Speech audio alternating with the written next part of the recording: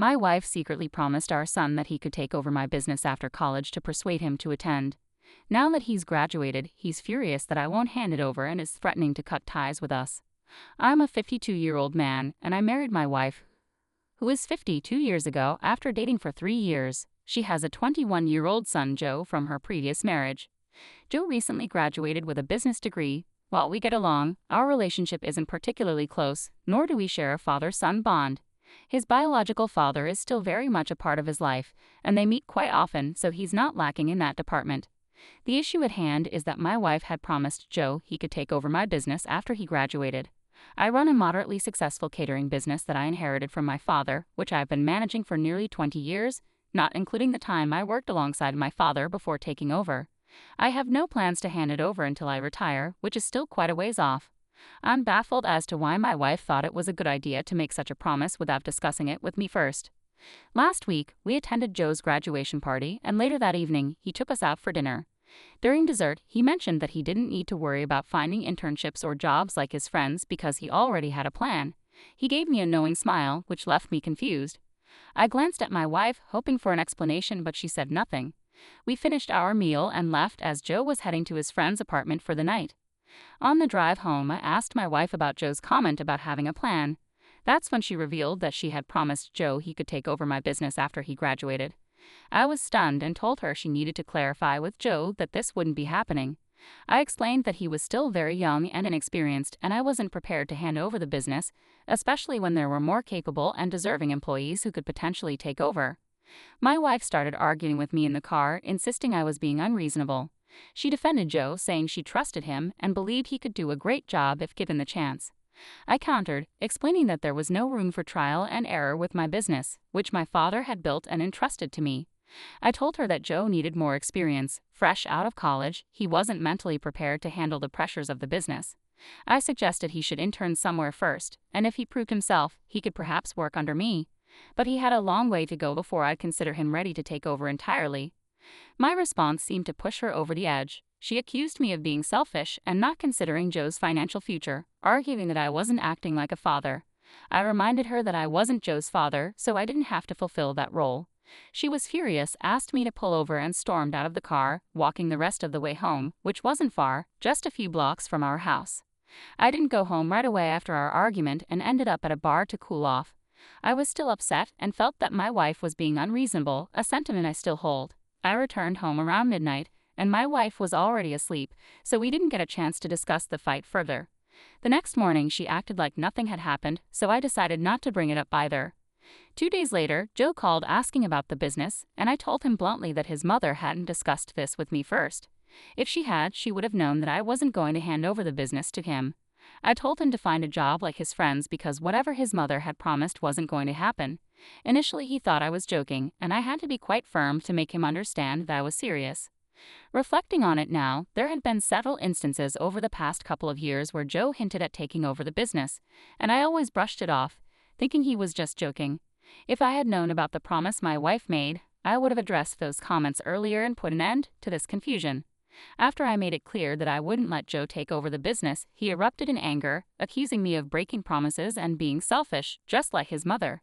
He hung up before I could even respond. I was at work and decided not to tell my wife right away, planning to discuss it when I got home. When I got home, my wife was already furious. She didn't even wait for me to take off my coat before she started yelling. She said Joe had called her right after our conversation, accusing her of lying and leading him to believe he would take over my business. She blamed me for the situation, saying Joe was cutting us out of his life because he no longer trusted us. I argued that none of this was my fault. I hadn't made any promises to Joe or her. She had misled him for years, and now whatever decision Joe made was his own. If my mother had lied to me in the same way, I probably wouldn't want to speak to her either. She was so furious that she stormed out of the house, sobbing, and told me she was going to stay with her sister for a while. I didn't try to stop her. I was still in a bad mood and didn't see how this situation was my fault. She left that day, and it's been 3 days since then with no sign of her returning. We haven't spoken at all. I haven't called her, and she hasn't tried to reach out to me, so it's been complete silence. Yesterday, I thought I received a call from her, but it was her older sister who called to chastise me for my behavior. She told me that my wife had been miserable since leaving, crying constantly because she felt she was losing both her son and her husband. Hearing that made me feel awful. The last thing I wanted was to make my wife cry. Her sister also revealed that the reason my wife had lied to Joe about taking over the business was that he had originally planned not to go to college. Joe had expressed to his mother his desire to join a band and see where that path took him, but my wife insisted on him attending college to get a degree. She believed the only way to ensure he went to college was to offer him the incentive of a ready-made business to take over after graduation. She hadn't discussed this with me because she knew I would refuse, but she thought that once Joe graduated, I would see how responsible he had become and change my mind. She had also intended to talk to me about it over the years, but she never did because she felt too shy to bring it up. Her sister explained that she'd understood my wife's concern for Joe's future, and I acknowledged that my wife was likely motivated by her desire to secure her son's path. However, I made it clear that lying to both Joe and me was unacceptable. Her sister mentioned that while it wasn't her place to interfere in our marriage, she wanted me to know that my wife was open to working on our relationship, provided I apologized for being hard on her and Joe. After that, she ended the call, leaving me to ponder my next steps. Part of me wants to reconcile with my wife and mend our relationship, but I still believe I'm not at fault here. I don't understand why I should apologize when it was my wife who owed me an explanation and apology for her actions. It's been a day since the call, and I'm still torn on what to do, especially after making it clear to Joe that he wouldn't be taking over my business, despite the promise my wife made without consulting me. Update 1. I decided not to apologize to my wife. After reading the comments here, I realized that I wasn't in the wrong. If my wife wanted to encourage Joe to attend college, there were many better ways to do it than by lying about something she knew wasn't feasible. Even after that, she had the opportunity to address it by discussing it with me before Joe graduated, but she chose not to and sprung it on me afterward. If she wants to make this marriage work, she's going to have to be the one to apologize to me first. It's been nearly a week since she left, and I haven't heard from her. I have no idea what she's thinking or what her plans are. But one thing is clear. I'm not going to beg for her forgiveness like I have in the past. She created this mess, so she's going to have to clean it up. Thank you all for your advice. It really helped me clear my head. She's always messed up and then expected me to chase after her to fix things so we could be together. That might have worked before, but not this time. I'm putting my foot down. I can't keep being the one who chases after her and puts all the effort into our marriage. Update 2. It's been almost 2 weeks since my wife left, and we haven't been in touch much. I was considering contacting a lawyer today because I didn't think she'd be back soon, but she returned at noon today. She hasn't said much yet, but she did apologize for her behavior, which is enough for me for now. I'm unsure what will happen with her and Joe. Based on how sad she seems, it doesn't look like she's resolved things with him. Honestly, I don't even know if I can call it a fight. She lied to him, and now that the truth is out, he's refusing to speak to her. I hate to say it, but I don't think he did anything wrong here. She has apologized to me, but as I mentioned, she's still very upset and isn't interacting with me the way she used to. It's been very quiet around the house since she returned, even though she's here. Joe has blocked me, and I'm not sure if he's blocked his mother too, but if he has, it would explain why she's so distressed. She can't even reach out to him to apologize. If she asks me for advice, I might suggest she try contacting some of his friends to pass on a message. It might be embarrassing for Joe, but it could be a way for her to get through to him. I don't know what his father thinks about any of this because my wife hasn't mentioned it to me yet. I'm curious about what others think of her plan to get Joe to attend college. It succeeded in the sense that Joe graduated, but now he's not speaking to her, so I'd say it backfired. It's really sad because I know how much she loves her son and how important it was for her that he went to college. Now it's a total mess and she has nobody to blame but herself. Update 3. It's been 2 days since my wife came back, and she's been unusually quiet and strange during that time. Today we finally sat down to talk about everything that had happened since graduation. She apologized again for making the promise to Joe without consulting me first. I accepted her apology, thinking that would be the end of it, but then she just started crying and had a complete breakdown. I was quite taken aback. When she started crying, I hugged her and tried to comfort her, but she was inconsolable. She cried and sobbed for almost an hour, mumbling about how sorry she was for disappointing everyone in the family, and how she wished she was a better wife and mother, but felt she had failed at both. It was troubling to see how badly she had broken down, and I felt awful for not checking on her while she was at her sister's house. Clearly, she had been going through a lot. I know it was her own fault, but she is still my wife, and I should have tried to help her feel better. After almost an hour, when she finally calmed down, I asked if there was anything I could do to make her feel better. She said she just wanted to talk to Joe to make things right with him. As I suspected, he had blocked her everywhere, and she didn't have any of his friends' phone numbers to reach him. She had tried to contact him through his father, her ex-husband, but he refused to help, saying Joe didn't want to speak to her and that she needed to figure out how to make amends on her own. I told her I would find a way for her to contact Joe and got to work on it immediately. I did some digging on social media and identified some of Joe's close friends. I remembered one kid who seemed particularly close to him, and I managed to find his account. I sent him a message, hoping he'd see it and put us in touch with Joe.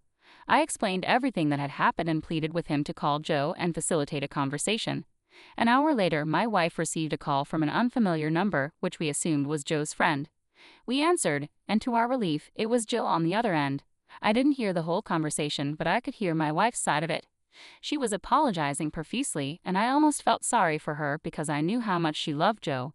They argued for a while, and my wife explained why she had made the promise, telling him that he would appreciate having a college degree later in life.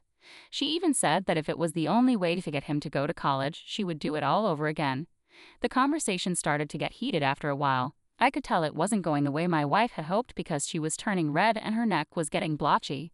I tried to suggest that she hang up and continue the discussion later, but they kept talking. It soon escalated into a full-blown shouting match with both Joe and my wife yelling at each other. I had never heard my wife speak to anyone this way, and it was especially shocking that it was her own son. She hurled a lot of hurtful things at him and ended the call by saying he was just like his father. After the call ended, she was pretty hysterical and ranted for about 15 minutes about how disgusted she was with her son. I let her vent because I could see she needed to get all that negativity out.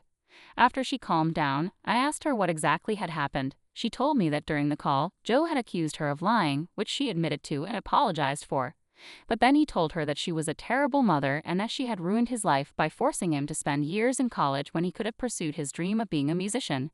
He said she had destroyed his dream and that he never wanted to speak to her again because she was one of the most selfish and heartless people he knew. That's when my wife really snapped. Everything she had done up to that point was for the betterment of her son's life. She believed he wouldn't make it big as a musician because, as harsh as it sounds, he was never very good at it and was always kind of tone deaf. Even most of the people he had been in a band with in high school had moved on to other things, but he was the only one still chasing that dream. This reminded her of her ex-husband, whom she had discouraged from starting a new business when the one he had started before was failing. He accused her of being unsupportive, which led to numerous fights and problems in their marriage, ultimately resulting in their divorce. That's what she meant when she said Joe was exactly like his father. She told me that she had always tried to look out for her son's best interests and stop him from making decisions that could harm his future.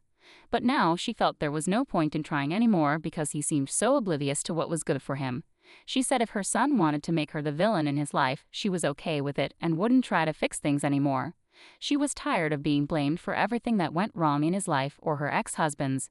It was an emotionally heavy day for her, but I'm glad she at least tried to sort things out, even if it ended badly. She made a mistake, tried to correct it, but if they can't see that, then that's on them. She's calmed down considerably since then, and we had a peaceful dinner.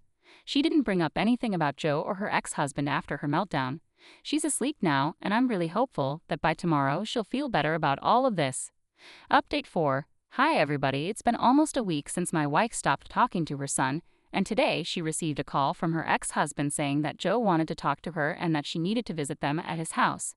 They asked her to come by herself because this was a family matter, and I wasn't part of the family, so they wanted me to stay out of it.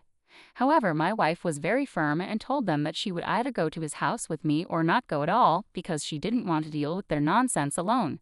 Eventually, they agreed to let me come, but they told me I had to stay out of whatever discussion they were going to have, which wasn't a problem for me because I wasn't really interested in talking to either her ex-husband or Joe.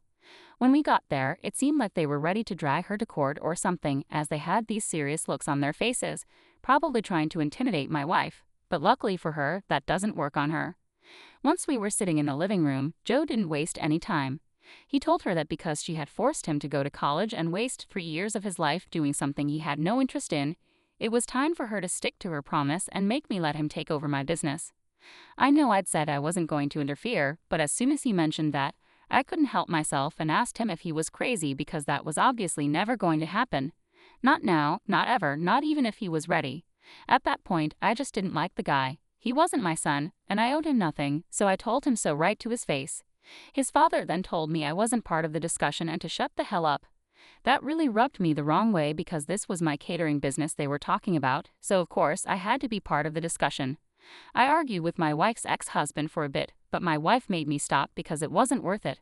And I knew she was right. I fixed him with a dirty look and then kept quiet. Joe continued to insist that my wife talk to me and let him take over the business soon, or he really would cut her off. I expected my wife to hesitate a little, but she didn't, and I was really proud of her. She told Joe that she was doing nothing of the sort and that if he didn't want to be thankful for her helping him secure a future, then that was fine with her, but he couldn't make demands like these. She apologized for lying to him, but that was it, and she told him she didn't owe him any more apologies because, at the end of the day, she was just trying to look out for him. If he couldn't appreciate that, then she would prefer for him to cut her off. Her ex-husband threatened to take her to court if she didn't fulfill the promise she made, and she laughed right in his face, asking if he even knew any attorney who would take his case, knowing there was no contract or agreement to show for the promise. He got flustered and told her to leave his house immediately, and we did. As we were getting into our car to drive back home, Joe made sure to scream at his mother, calling her awful, but we chose to ignore it and left as quickly as possible because we didn't want to waste any more time or energy on them. We're home now, hoping this situation with her son has blown over so we won't have to see them again because today was a huge waste of our time and energy.